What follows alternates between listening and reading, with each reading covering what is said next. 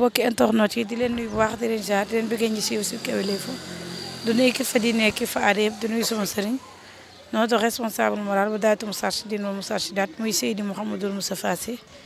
di ko ñaan yàlla gudd fan ak wér yàlla aar ko yàlla sàmm ko du nuyu kilifa diine yëpp di ñaan réew mi yàlla na fi yàlla def jàmm di ñaan ak ki nga xamante ni moom mooy Lac de Guiers numéro 2 yal na ko yàlla génne fi mu ne waaxlu làmb taxawu ko ci barke yonent bi kon ni ma koy defee rek tey nag ñu ngi fii si benn baraak fas yéene waxtaan ak ki nga xamante ne moom mooy Zoungoulet ku ne Zoungoulet nag di Boy Diop ne Boy Diop mu nekk agent ki nga xamante ne moom mooy Boy Diop ñu gis ni coow li bari na loolu entre Boy Diop xam nga Fallou Ndiaye promoteur yi dañ koy bàyyi nag mu nuyoo parce que démb tamit am na benn vidéo boo xamante ne gis nañ ko tamit muy circuler vu que moom mooy agent bi dañ koy bàyyi mu nuyoo ñu dugg si waxtaan bi Zoungoulet maa ngi lay nuyu. waaw Fatma Dia maa lay fay maa ngi siyaar ñëpp xam nga ñu jàpp si làmb jëg ñëpp xam nga di nuyu ñëpp ak képp ku ñuy seetaan rek ñu ngi lay nuyu xam nga waaw di nuyu sama waa koñ fi nga ma fekk nii fii laa dëkk fii laa juddoo xam nga waaw yaa ngi sama siis nii waaw ba nga laaj ma leen. sa relation ak Boy Diop nan la débuté. sama relation ak Boy Diop sama rakk la quoi moom sama rakk la rakk boo xamante ni dëggal na ma quoi moo tax xam nga mooy sonn si moom nii man yàgg naa topp la avant Boy Diop di bëri maa woon si làmb xam nga gars yi xam nañ ma avant waaw yaa ma gën a xam mais booy bi daal boo leen gisee ma takk si moom nii rëpp sonn si moom nii mu jëlal ma lu ne non moom moo ma ji loolu quoi moo ma won loolu quoi dafa neexal dimbali quoi moo tax xam nga rek moo tax dina am lu ne si làmb barki rasulullah waaw maa la wax loolu. Boy Diop 11 combats 11 victoires ci xale ñu gis loolu yombatul lan mooy maye loolu. 11 combats 11 victoires c'est que booy bi xam nga mbapat bëri na 12 combats 12 victoires laalul suuf. te combat nommé yi laa lay wax de waxuma la ay tournoi ak yooyu gars yi compté wuñ ko laalagul maanaam booy laalagul suuf maanaam laa la mën a wax moo tax arène bi nii gars yi gisaguñ booy bëreegul sax parce que booy bi day jàpp rek daal na mu jeex quoi parce que daa mën bu la jàppee rek moom mu defee action doo dindi moo tax bëreegul bilaay wallaay bëreegul waaye ba ñu jox ko gars yi rek ba pare. Mbaam ak Siteu bu Ngor préparation bi nu mu demee woon. Siteu bu Ngor préparation comme yeneen yi rek te yeneen sax yaakaar naa moo gën a métti ah. yeneen moo gën a métti. maa la wax loolu yeneen yi ñu préparé moo gën a métti de si lu leer laa la wax parce que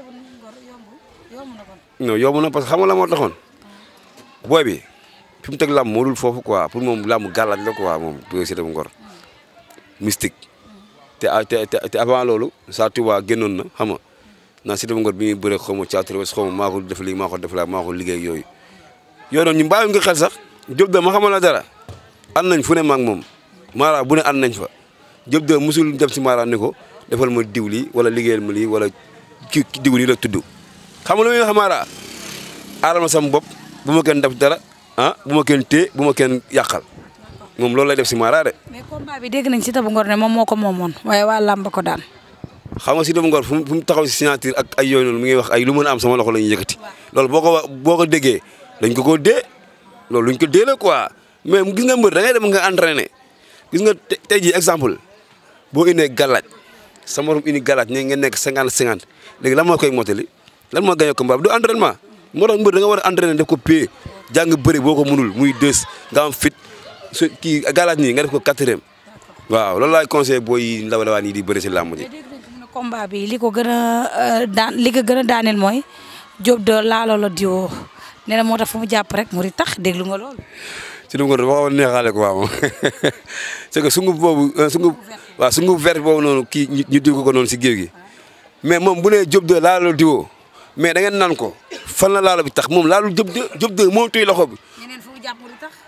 moom jàppul Diop de amul genn jàpp non si laal nañ làmb ji dama ne si bu Ngor moom Diop de moo ko téye ba xam ne téye na mu téye ba mu dëgër mu dóor ko ba heure bu ko neex mu fel ko jàpp ko wër ko ndox mu daan ko moom bu laalante woon Diop de sax buñu nee laal la gars yi mën a sikki sàkkal mais laalante wul ak moom laalante wuñ ah mais Siteu bu Ngor na xool nu mu def fii ba yow man xiyaam Diop 2 da koy daan. mooy moom nee na daan Siteu bu Ngor moo ko dàqal nekk roi des arènes. daan Diop 2 moo ko dàqal nekk roi des arènes. barki sëñ Bamba daan roi des arènes moo gën a yomb daan Diop 2. xamu leen booy bi sax. mais moom nee na daan Diop 2 te nee na ñoom ñaar wiiri jaari ndaar. wiiri jaari ndaar yi heure bu ñu bëree Diop 2 daan ko man maa la wax lii Diop 2 moo ko dàq bëre moo ëpp doole moo ëpp fit lu leer laa la wax. waaw seen coow li seen combat bi nag coowul bukki da leen a topp. waaw da ngeen a bëree mobiliser macha allah. ñu gis ni macha allah di ko félicité bu baax a baax moom Diop 2 def nag stade ba loo xamante ni xale gëj na koo def làmb ja. waaw ñu gis nag bëre ba pare coow li am Diop 2 dafa dem kër exact dafa dem kër Aziz Ndiaye ndax xam nga ne Aziz du fekk kenn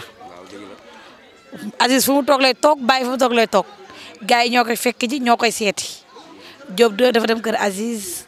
waxaale moom ak combat loolu yëpp yëngu ko fan yii détaillé coow li Fallou Ndiaye da koy ñàkk Diop 2 ko fayal 20 millions du bëre agent am moo doon waxaale combat bi Zoungale tey yan éclaircissement nga mën a indi ci loolu ndax gis nañ coow li bari na loolu macha allah. waaw fan la ma ñëw foofu laa ñëw sax parce que loolu sax moo ëpp solo si waxtaan bi sax boo xoolee quoi xam nga Diop 2 mbër la te Diop 2 c'est normal cooli topp ko nii nag c'est normal nag Diop 2 li mu def keroog arène nationale bi waxuma la moromam de mais mag ñi si kaw nii non amul ku ko fay def ñi ngi fay fii mbër 100 millions 70 millions mbër du ko def stade bi keroog amateur yi dañoo fees am na amateur yoo xam ne keroog dañoo taxaw xam nga mbooloo mi gis nga leen am na ñoo xam ne dañoo ñëw ñu ne leen place Siteu bu Ngor ngeen dem parce que place Diop 2 yi fees na loolu mbër defal ko fi dañoo wax dëgg xam nga comme kon booy macha allah mais buñ bëree nag ba si ngoon si nag xam nga ñun dañu am ñu ñuy jàppale ñun am ñuy jàpp suñuy combat ku si mel ne njaga bu Balla Gaye géej wàlla dëkk gaañu ñoom Baye Ndiaye la gaañu ñoom Aziz Ndiaye la buñ bëree ba si ngoon ñun bu ñu amoon ku ñuy seeti dëgg bu ñu amee ku ñuy seeti dëgg ñun duñu seeti kenn mais bu ñu amee ku ñuy seeti si jour combat bu ñu bëree pare non Fallou Ndiaye la ñuy seeti quoi voilà te jour boobu sax seeti wuñ Fallou Ndiaye ñu naan dañuy seeti Aziz Ndiaye wala Baye Ndiaye ñun njaga bu Balla Gaye day jàppale Balla Gaye daa bëgg Diop 2 moom day jàpp si ay combat Diop 2 comprendre nga da koy defal lépp sunu waay la dafa baax borom baax la bu ñëwee si guddi gi dañoo sonn man gaa la Diop 2 laa dem tëdd foofu sax di nelaw ak sama takkaay rip sanguma sax mu woo ñu woo Diop 2 wuy ko ne ko ñu ngi ñëw léegi xaaral ma jox la Zoungale si la ma woowee insisté ne ma gaan jënd naa reer ba pare reer baa nii tegee da ngeen di ñëw par force man ko Diop 2 nan dem moom foire dëkk nag quoi côté kër Baye Ndiaye biñu demee toog di reer ba pare xam nga di reer di waxtaan yooyu Baye Ndiaye woo ko mu ne ko pourtant sa boy bi ngi nii sax Diop 2 affaire noonu xam nga jox la ko affaire noonu léegi mu ne nañ fa jaar xam nga mu ngi Baye Ndiaye mu ne mu ngi kër nañ fa jaar xam si la ñu ànd ak njaga dem kër Baye Ndiaye toog ak Baye Ndiaye sal waxtaan ak moom xam nga si la ne gaa ne leen dem kër Aziz nuyu ji ko yéen a demal seen bopp mais ñun demuñu woon kër Aziz taxu ñoo jug kër Baye Ndiaye taxu ñoo jug ñun duñ ay ngaaka Diop 2 bu gaa yaakaar ñu ko wër ay ngaaka la ñu ngi nax seen bopp yaa ngi dégg ñun kër njaga moo ñu taxoon jug te njaga suñu waay la njaga day jàpp si ay combat Diop 2 yàgg nañoo invité ay reer ñuy dem voilà këram mais ñu dem këram nag Baye Ndiaye woo ko ñemee njaga suñu waxee nañ dem kër Baye Ndiaye nuyu jógo ñoom loolu pour ñun dara nekk si quoi duñu bañ xam nga bu ñu demee kër Baye Ndiaye tamit waxtaan ak ñun neen dem kër Aziz moom nañ woon yi ñun duñu bañ Aziz suñu grand la ñun ñëpp xam nga yaa ngi dégg Aziz suñu ay fiisam sax la ñuy wax bu ñu demee foofu toog waxtaan si làmb ji mu ne seen làmb ji neex na fii laa ko doon seetaane expliqué xam nga ñu waxtaan si détail yu làmb loolu lépp ñun duñ ko bañ quoi parce que Aziz bu waxee ñun dañ koy tontu mais ñun demuñu woon foofu pour jëlee avance demuñu woon foofu pour bëgg combat Diop 2 fi mu toll nii ku bëgg combat am yaa koy fekk si fii seen kër Diop 2 fi mu toll nii promoteur bu ko woo bu ko neexee du la jël te yow yaay sol sa daal ñëw seet si ko fii. ndax lan. Diop 2 moo toll foofu. bu toll foofu promoteur yor seen xaalis di fay nga ni ñoom ñooy Diop 2 ñoom ñooy déplacé ñëw fekk si Diop 2. waaw mais Zoungale nag génne si li nga nekk. waaw promoteur xam nga ñoo yor seen xaalis di fay.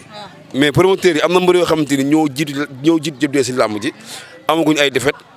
kenn woowu leen di leen tëggale. mais fii chacun à son tour tamit. jërëjëf mais dama ne la Diop 2 bu ko promoteur yi di xëccoo nii coow li bari wax fii wax fële xam nga coow li bari ñun xamuñu yooyu ñun waa kër Diop 2 ñun xamuñu ay détails yu làmb quoi ay kii wax na lii kii wax na lee Zoungale wax na lële xam nga ñun nekkuñu si yooyu quoi vraiment ñun yàgg nañ si làmb kenn mënu si ñu dégg si coow lii nag Diop 2 nag bu nee ba tool fii nag ñu bëgg ko jaxaseeg nit ñeeg wala Diop 2 yéen wax lii Diop 2 yaa dem fi Diop 2 demul dikkul Diop 2 sax boo gisee ñu dem foofu noonu maa ko forcé fu ñu dem mais narul woon dem jour boobu kër Njaga maa ngi comme kii da lay jàppale say làmb sa waay la noonu nañ dem garaawul quoi li ñu jógee si oto moom da doon nelaw ndax sonn xam nga kooku du wër ay promoteur mais su fekkente ne ñun dañuy wër ñoom Baye Ndiaye keroog ñun proposé nañu xaalis bu nekk mais suñ barki yonent yàlla ma xam ne suñ bëggoon su fekkoon làmb moo ñu yóbbu foofu noonu kër Baye Ndiaye ñun buñ demee dañuy indi xaalis. kon 20 millions yi da nga koy kii Albourakh proposé na leen. waaw yow ñun lépp 20 millions sax mën nañ ko bëre jamono ji. Albourakh proposé na leen. waaw mais proposé nañu xaalis bu ne mais xam nga ñun buñ bëggoon bëree bu fekkoon ne làmb moo ñu yóbbu kër Baye Ndiaye su guddi googu wala bëgg avance wala bëgg bëreel Baye Ndiaye non wallaahi bu ñuy ñëw fii dañuy signé dañuy indaale xaalis waaw. mais cooli kan moo ko génnee loo xamante ni secret la yow yaa ko xam ak Diop 2 ak ki nga xamante ni mooy ña nga fa fekk mais kan moo génnee coow. man Fallou Ndiaye sama waay la waayu Diop 2 la man li ma seq ak Fallou Ndiaye li ma seq ak Diop 2 non wala am xamuñu ko non gars yi dañuy dugg fu ñuy xaj comme daal nag xëy na ñun lañ bëgg a jaxase ak Fallou Ndiaye wala Diop 2 bëgg ko jaxase ak Fallou Ndiaye moo tax ñuy def seen yi ñuy def Fallou Ndiaye bi muy métti la jàpp Diop 2 di ko digal lamb di ko defal ay teranga man teranga Fallou Ndiaye teranga yi muy defal Diop 2 man teg naa sama bët man Sounghoulé man tey jii amul benn promoteur boo xam ne seq naa ak moom ay demalante ay dikkalante ku dul Fallou Ndiaye man Fallou Ndiaye su ma soxla woon 2 millions woo ko nii léegi ne ko Fallou damaa soxla lii temps dafa may woo dama kaa jël beneen promoteur fekk ko si du ma la sax woo promoteur naan maa ngi soxla temps wala di la woo kon Fallou Ndiaye ñun bu ñu amee lu ñuy bëre wala lu ñuy defal nit teranga moom lañ koy delloo teranga boobu noonu Fallou Ndiaye defal ñu ko lañ ko koy delloo mais pas ay dem si Baye Ndiaye yoo xamante ne nii yow mosoo ñëw tëgg xamoo ñu sax nga ne dañoo ñëw sa kër pour jël si avance non man loolu laay dégg si kii réseaux sociaux yi moo tax may wax si lii mais man mosoo ma gis si sax may wax wala may tontu xam nga ñu ne ak Fallou Ndiaye ñii wax nii ñoom ñëpp laay waxal promoteur yëpp ak gars yi di waxkat yi nekk si télé ak kii yi mënuñu ñoo jaxase ak Fallou Ndiaye barke sëñ Bamba Mbacké lu leer laa la wax nañ tey rek ñun duñu ay ngaaka Fallou Ndiaye tamit doful jëne jàpp ko. kon Diop 2 produit Fallou Ndiaye. Diop 2 Fallou waaye produit Fallou Ndiaye la doomu Fallou Ndiaye doom waxuma la produit de doomu Fallou Ndiaye la maanaam léegi li wax ji gàtt léegi ku bëgg combat Diop 2 léegi da ngay woo Fallou Ndiaye man Sounghoulé maa wax loolu man gars ñu ngi may woo promoteur yi ak may woowee fu ne léegi man pour muy leer man Sounghoulé ku bëgg combat Diop 2 léegi wol Fallou Ndiaye man léegi ku ma woo promoteur moo woo dinaa la wax loolu pour wax ji jeex quoi parce que wax yi mi ngi bëgg a sonal nit ñi quoi Sounghoulé yaa wax lii Sounghoulé yaa wax lii yow man loolu dafa may énervé quoi. waxoo dara. man la laay wax man lu ma wax bu ma waxee waxaat ko ma waxaat ko. agent luy blessé. mais tamit agent Diop 2 moom may waxaaleel ak Albourakh.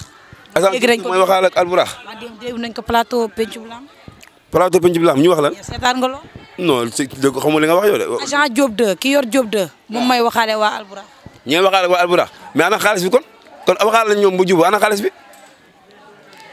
Fallou Ndiaye ñun waxaale ñun de Fallou Ndiaye bu bëggee lamb Diop 2 moo ko teree neex moom maanaam li gën a gàtt mooy ku bëgg combat Diop 2 demal si Fallou Ndiaye nga waxaale ak moom waaw. tamit dégg na ñu ne Fallou Ndiaye ci gars yi le fait que ñu topp naan Fallou Ndiaye day nax Diop 2 loolu lan nga koy dikkee. ah nax bi de kon arrangé nañu ñun nax bi ñu ngi si gis suñu bopp de Fallou Ndiaye kon nañu continuer di ñu naxee nii Fallou yow de ñu nax rek baax ñun bëgg nañ xamal na am na yoo xam ne am na seetaan yoo xam ne ñoo nekk si làmb bu ko yàqu quoi xam nga tey jii mënoo dem si Fallou Ndiaye woo kilifa boo xamante ne nii ah ku si mel ne Aziz Ndiaye ah toog si kanamu Fallou Ndiaye di ko woo di ko def ay mail libre xam nga yooyu noonu yooyu mooy indi jaxasi dëkk bi quoi yooyu baaxul quoi gars nañ bàyyi yooyu quoi yooyu day yàq ay diggante man Fallou Ndiaye li ma xam li ma jëlee kër Baye Ndiaye yëpp du ma toog di ko expliquer ñu di yàq ay diggante non du ma def loolu tey jii Baye Ndiaye lu mu wax Fallou Ndiaye wala Aziz Ndiaye lu mu wax Fallou Ndiaye man nañ ko waxal loolu yoonu kenn nekk si mais du ma dem si Fallou Ndiaye naan ko Baye Ndiaye nee na lii wala Aziz Ndiaye nee na lii kon ma nekk naafeq wala ma nekk ay jaxasekatu nit Fallou Ndiaye Baye Ndiaye li ñu sëkk ñoom ñaar ñoo ko xam sama yoon nekku si li mu sëkk Aziz Ndiaye ñoo ñoo ko xam seen yoon nekku si mais Fallou Ndiaye li mu sëkk ak man non yoonu nit nekku si loolu laa bëgg gars yi xam ko xam nga man Fallou Ndiaye bu ma koy woo di ko seet di dem place am ak lépp ah yoonu kenn nekku si kon na gars yi maanu rek Diop 2 nag moo waral lii yëpp nag c'est normal nag quoi cooli faaw mu bëri mais ñun nag dañuy dal jàmm rek ñun duñ ay ngaaka gars yi loolu laa la bëgg xamal duñ ay ngaaka nañ dal promoteur ñu ngi woote man suba la ñu may woo mais comment si woote nii barki sëñ Bamba Mbacke ni woon Fallou Ndiaye laa lay envoyé boo ko yorul. Fallou Ndiaye dafa bëgg combat Diop 2 loolu mais Fallou Ndiaye bu bëggee combat Diop 2 day mel ne dañuy bëri rek instant yi non Fallou Ndiaye man li Diop 2 ni mel nii non Fallou Ndiaye dugal na si loxoom quoi dañuy wax ne dëgg neexul Fallou Ndiaye. pour jógee ci 200000 300000 ba ay millions. xam nga Fallou Ndiaye bi muy tugg combat Diop 2 muy metti ay Iba Mar xam nga bu Diop 2 bi muy bëri Iba Mar kenn xamu ko. 200000 400000 waaw bu bëriwul sax grand combat Iba Mar ay 300000 lay bëri 400000 xaw ma te loolu buñ jëlee avance balaa ñoo agsi fii mu jeex comprendre nga Fallou Ndiaye waxuma la 400000 yooyu mu ñu fay de mais dafa ñuy jàppale si biir làmb ñun bi ñuy fay 400 000 yooyu yëpp dafa ñoon jàppale si biir làmb Fallou Ndiaye nekkul moom nekk day xëccoo moom yi gars yi nekk si Fallou Ndiaye boo gisee gars yi naan ko dafa tànqul non dëggoom moo tax ñu naan kii daa bëri histoire dëggoom man bu ma xamee Fallou Ndiaye laa xam loolu billaay wallaay taala musu laa wax lu mu deful man ma waxal li tey mais promoteurs yi bëri yi nekk si làmb ji fii non lu yàq ñoo ko yàq barki Seydina Muhammad dañuy lekkante comme ay nooxóor waaye man Zouga la maa lay wax lii man làmb am na promoteur yoo xam te ni maa leen jiitu si làmb li ma xam si làmb xamuñu ko mais nii nekkee nii si làmb ni non du noonu quoi am na xaalis yoo xam ne waroo ko bëgg voilà. affaire visa yi que Diop de dañ koo diggoon visa mais dañ koo nax ci combat bi. non nax amul foofu Fallou Ndiaye mayul visa Fallou Ndiaye day jàppale booy bi rek loolu bokkul si contrat bokkul si dara comprendre nga Fallou Ndiaye bu nee booy bi dama lay jox visa ah bokkul si contrat xëy na baaxam ak bëgg booy bi ak pour dimbalu ko Fallou Ndiaye ñu yóbbu ñuy tukki ñëpp est-ce que mënuñu 20 personnes ah mën nañu ay 20 personnes te kenn leen dëggatu ñuy bëre loolu da ko def te yàlla tax waaw ñooñu sax waaw duñ Fallou Ndiaye man xam naa si dara ñu bëri Fallou Ndiaye mën leen yóbbu Europe xam nga kon bu nee Diop 2 naa la yóbbu Fallou Ndiaye bu ko Diop 2 yóbbu Diop 2 bu ko Fallou Ndiaye yóbbuwul mën naa dem bu ko Fallou Ndiaye yóbboo mën naa dem parce que foofu du ay dara quoi Fallou Ndiaye mën na xam yoon bi rek xam nga yéene ko dig ko ñun tamit ñu koy sant si loolu bu baax parce que mi ngi si mais nekkul visa tamit nekkul ne da ngay ñëw rek ñu jox la nga dem boobu day def ndànk rek booy fu mu bëgg a dem si àdduna non mën na fa dem. mais cooli pour yow lan moo ko waral. non cooli daal boo bëggee dégg-dégg xam nga lan la xëccoo Diop 2 la rek waaw te Diop 2 tamit moom du ngaa ko de. kon ñi koy xëccoo nag bu Ndiaye bu Fallou Ndiaye soxla non xam nga tey Diop 2 mun nga koo mere sax dem si àll bi di yàq deram sax ah mu fekk la fii nga toog mel na meer amem nga ma xamal loolu si Diop 2 tey Diop 2 gën si àdduna boo gisee amateur yi bëri bëgg ko ah yaram la ñuy wax yaram amateur bi keroog loolu si daa fees del ndax Diop 2 dafa yaru bëgg nit xam nga du jànn kenn foo ko fekk mu ngi si booy yi xam nga loolu tax gars yi di xëccoo ni yaakaar ak booy bi benn ngaaka la booy bi fii la juddoo si ñàngat fii yëmbal fii nga fekk nii booy bi yëmbal fii nii fii la juddoo ba toll nii mu toll nii nekkoon nag mi foñ xam nga luy mi foñ xam nga mi foñ moom ba demee ba si biir nag yaru xam nga dal jàmm xam lépp bàyyi si biir dañuy jàpp benn ngaaka nga wala lii mais barke sëñ Bamba ñooñu di ko bëgg a nax ni yëpp mën na leen toog seen bopp bi non lu kesoon nag xam nga ñun Diop 2 mënuñu ko nax ñu ànd ak moom sax ay mënuñu leen nax mais ñoom dañoo jàpp ne mën nañ ñoo nax loolu mooy seen problème te naa la waxal dara le ñun heure boo ñu bëggee nax ñu nax la dañ lay bàyyi si biir mi yaakaar nañ ay ngaaka lañ rek mais ba may jeex dañ lay nax rek waaw gars nañ bàyyi loolu quoi nañ bàyyi jaxase bi baaxul quoi. léegi may jeexale ak yow mooy prochain adversaire Diop 2. Diop 2 instant mu ngi si gannaaw yi de. 11 morom laa daan 11. loolu kan moo ko def si làmb ji 11 combats 11 victoire amul taxaw xaar arbitre Diop 2 musul daan taxaw de xaar arbitre 11 combats yëpp day jàpp daan daw dem ñibbi amul avertissement musul am avertissement amul décision arbitre amul temps bu jeex yëpp day jàpp daan. loolu ban mbër moo ko am ban mbër li commencé si Modou Lo ba suuf ban mbër moo def loolu fu mu jëm non Diop 2 moom instant bii moom non wàllam ñoo wax fu mu jëm nii. wàllam nga koy bàyyee. non wàllam laa koy bàyyee dugg na si gars yi de gars yi ko jël fii dañ ko ragal barki sëñ Bamba Diop 2 moom ko jël nii kan la ñuy wax ñoom ñëpp xaj nañ si ñëpp xaj nañ si. 10 non maanaam Diop 2 mën na la balaa nga xam bëreem balaa nga Diop 2 moo mën a bëre. non mu bëre koo xam ne dañ naan tay mu dee buñ ne tay mu dee moom nga yaan Diop 2 mi demu la boobu du nit de dafa mën a bëre de waaw ñoo la gën a kontaan ñu sant ñëpp nag xam nga gars yi jàppal si làmb ji ba léegi nag xam nga dañoo xawoon tawat sax moo tax mënuñu woon génn si mel na gannaaw taxaa xam nga Abdou Salam borom Bergamo xam nga Italie xam nga jàpp na si làmb ji trop bay di foncé dafa di foncé xam nga ñu ngi leen sant bu baax res tarkindaa bi yow moom sama waay nga ya nga jàpp si booy bu baax a baax xam nga ak Khalifa Baye Amina xam nga borom Italie ñu ngi lay sant ñu ngi lay gërëm daa gis nañ seen taxawaay ma fiyaa station yëmbal bi yëpp xam nga ak sama waa ji jëlal ma sama waa ji yow doog a fay mu ngi nii kii foo leen gis Diop 2 gis ko si ginnaawam yaa ngi koy gis nii bàyyi léppam ndax Diop 2 gis ngeen ko ponkal mi waaw yàlla na ko yàlla defal jàmm nit ku baax ak nii xam nga waaw sama fi nga fekkee nekk fii laa juddoo fii mooy sama koñ waaw fii mooy fief bi Diop 2 heure boo koy seet sax mën ngaa ñëw fii laa lay mën a wax du nga ko fekk fii mu toog tey xam naa daa jàpp rek moo tax fekkoo leen ko fi sax quoi ñoo la gën a kontaan merci beaucoup Fatma Dia